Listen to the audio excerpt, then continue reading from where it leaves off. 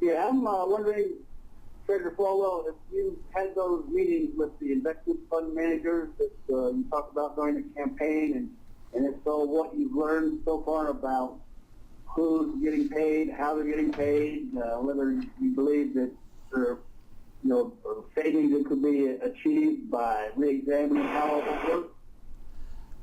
Thank you, Dan. Great question.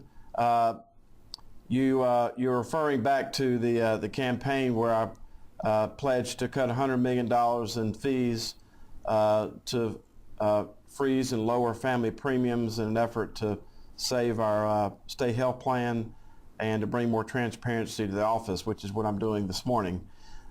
In answer specifically to your question, I'm on my 138th phone call. These phone calls have taken place on either 14 or 8-minute intervals. You can't see this through the phone, obviously, but I'm holding up a sheet of an example of what's put in front of me every time that I make one of these phone calls. I ask these money managers, who are you, where are you, how good are you, and how much are we paying you? And it's amazing some of the things that you can learn on a short conversation when you ask just those questions. What I'm learning is that there's been there was a big move over the last several years to go toward alternative investments.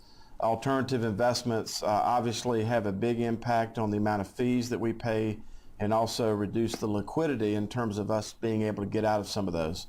But I'm learning a lot about the system. The Chief Investment Officer this week is going to be presenting me with a plan on how we achieve $100 million in savings. I'm sure it'll have 4 or 5 steps to it that we can choose to go through.